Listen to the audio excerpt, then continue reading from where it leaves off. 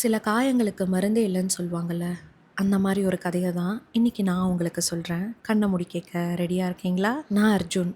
நான் diploma in pharmacy முடிச்சுட்டு எங்க ஊர்ல இருக்க மெடிக்கல் ஷாப்ல மெடிக்கல் அசிஸ்டண்ட்டா ஒர்க் பண்றேன். நான் இந்த ஃபார்மசில வேலைக்கு சேர்ந்து 6 மாசம் ஆச்சு. இது ஒரு டவுன்ல இருக்கு. இத சுத்தி நெறைய கிராமங்கள் இருக்கு. எங்க ஃபார்மசில மருந்து வாங்க வர்றவங்கலாம் சுத்தி இருக்கிற கிராமத்துலேருந்து வர்றவங்க. கவர்மெண்ட் ஹாஸ்பிட்டல்ல கிடைக்காத மருந்தெல்லாம் இங்க வந்து வாங்கிப்பாங்க. இது இல்லாம கவர்மெண்ட் ஹாஸ்பிட்டல்ல சில ட்ரீட்மெண்ட்லாம் பார்க்க முடியாது. பிரைவேட் ஹாஸ்பிட்டல்ல போய் பார்த்துருப்பாங்க. அந்த பிரைவேட் ஹாஸ்பிட்டல்ல அவங்க போனப்போ குடுத்த மருந்து சீட்ட வச்சு, அவங்களுக்கு எப்பல்லாம் வலி வருதோ, எப்பல்லாம் மாத்திரை போடணும்னு தோணுதோ, இங்க வந்து அந்த சீட்ட காட்டி வாங்கிப்பாங்க. அது எத்தன வருஷத்துக்கு முன்னாடி போயிருந்தாலும் சரி, அதே சீட்ட வச்சு அதே மருந்த வாங்குவாங்க. நம்ம சொன்னாலும் கேட்க மாட்டாங்க. அப்படிதான் ஒரு ஐயா எங்க ஷாப்புக்கு வருவாரு. அவர் சீட்ட குடுப்பாரு, நான் மருந்த குடுப்பேன்.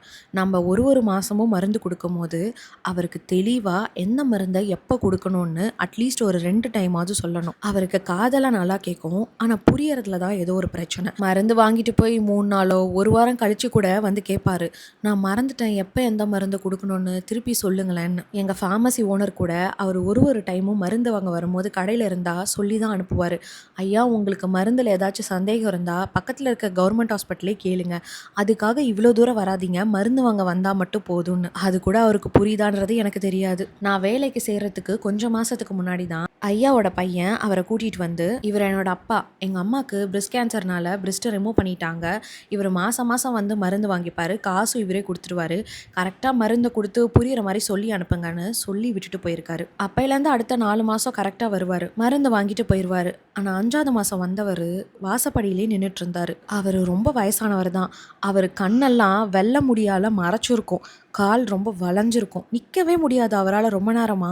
ஆனா எங்க கடை முன்னாடி ரொம்ப நேரம் நின்னுட்டு இருந்தாரு. நானே அவர்கிட்ட போய், ஐயா மருந்து வாங்க வந்தீங்களா? மருந்து எடுத்து தரேன் வாங்கன்னு சொன்னேன். மருந்தெல்லாம் எடுத்து மேல வச்சுட்டேன். ஆனா அவர்கிட்ட காசு இல்ல. ஐயா ஓனர் வந்துட்டோம். ஓனர் வந்ததுக்கப்புறம் மருந்து தரேன்னு அவர சேர போட்டு ஓரமா உட்கார வச்சுட்டேன். 1/2 மணி நேரம் ஆச்சு. இன்னும் ஓனர் வரவே இல்லன்னு சொல்லி அவருக்கு கால் பண்ணலான்னு ஃபோன் எடுத்தா, ஒருத்தர் வேகமா வந்து ஐயா கிட்ட பேசிட்டு இருந்தாரு. ஃபர்ஸ்ட் ஒரு 2 நிமிஷம் சாதாரணமா ஏதோ பேசிட்டு இருந்தாரு. திடீர்னு கத்த ஆரம்பிச்சுட்டாரு. இப்ப எந்திரிச்சு வரையா இல்லையா சனியனேன்னு. ஐயா பயத்திலே அந்த சேர்ல இருந்து எந்திரிச்சாரு. ஐயா தத்தி தத்தி தான் நடப்பாரு. வேகமா நடக்க சொல்லி அந்த ஆள் ஐயாவோட முதுகுல கைய வச்சு தள்ளினாரு.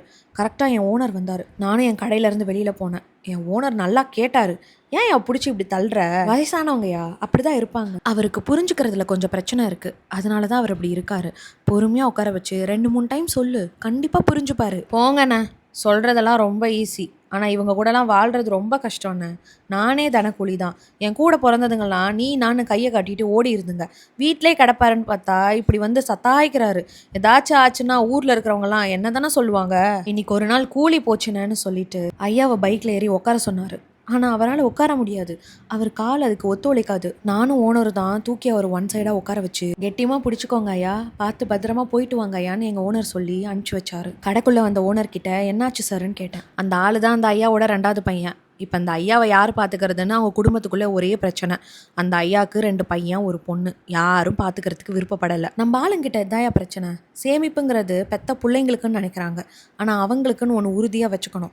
அப்போ தான் கடைசி காலத்தில் இதுங்கெல்லாம் சொத்துக்காவாச்சும் பார்த்துக்குங்க. அவர் வந்ததை சிசிடிவி கேமராவில் நான் பார்த்தேன். அதான் உங்கள் பையனுக்கு ஃபோன் பண்ணி சொன்னேன். அதுக்கு தான் இவ்வளோ கோவமாக வந்து கூட்டிகிட்டு போகிறான். அடுத்த டைம் அந்த ஐயா வந்தால் இங்கே ஒரு நம்பர் எழுதி வச்சுட்டு போகிறேன். அந்த நம்பருக்கு கால் பண்ணி சொல்லு வந்து கூட்டிகிட்டு போவாங்கன்னு சொன்னார்.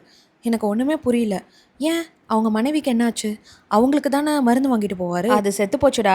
அதுக்கு பிரெஸ்ட் கேன்சர் இல்லை. பிரெஸ்ட்டை ரிமூவ் பண்ணியும் பெயின் தாங்க முடியல போல இருக்கு. கொடுத்த மருந்து மாத்திரெல்லாம் எதுவும் கேட்கல. செத்து 1.5 மாதத்துக்கு மேலே ஆகுது. இவர் தேவையே இல்லாமல் போன மாதம் வந்து மருந்து வாங்கிட்டு போயிருக்காரு. அவங்க பையன் முன்னாடியே வந்து சொல்லிட்டு போனார். எங்கள் அப்பா வந்தால் சொல்லுங்கள் நான் வந்து கூட்டிகிட்டு போகிறேன்னு. அதான் ஃபோன் பண்ணி சொல்லிட்டேன். போய் வேலையை பாருப்போன்னு ஓனர் சொன்னதுக்கப்புறம் ஒரு 1/2 மணி நேரம் அவங்கள பற்றி யோசிச்சிருப்பேன்.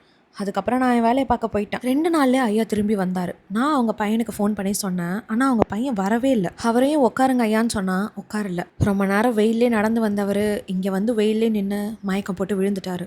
அவருக்கு லோ பிபியாம். நான் தான் கவர்மெண்ட் ஹாஸ்பிட்டலில் கொண்டு போய் சேர்த்தனேன். அவங்க வீட்டிலேருந்து யாருமே 6 மணி நேரத்துக்கு வரவே கிடையாது. அவங்க பெரிய பையனும் சின்ன பொண்ணும் 6 மணி நேரம் கழித்து வந்து ஹாஸ்பிட்டலில் ஒரே சண்டை. நான் கூட்டிகிட்டு போக மாட்டேன், நீ கூட்டிகிட்டு போன்னு. இதெல்லாம் பார்த்த நர்ஸு அவங்கள திட்டிட்டு வந்து ஐயா கிட்ட ஒரு வார்த்தை சொன்னாங்க.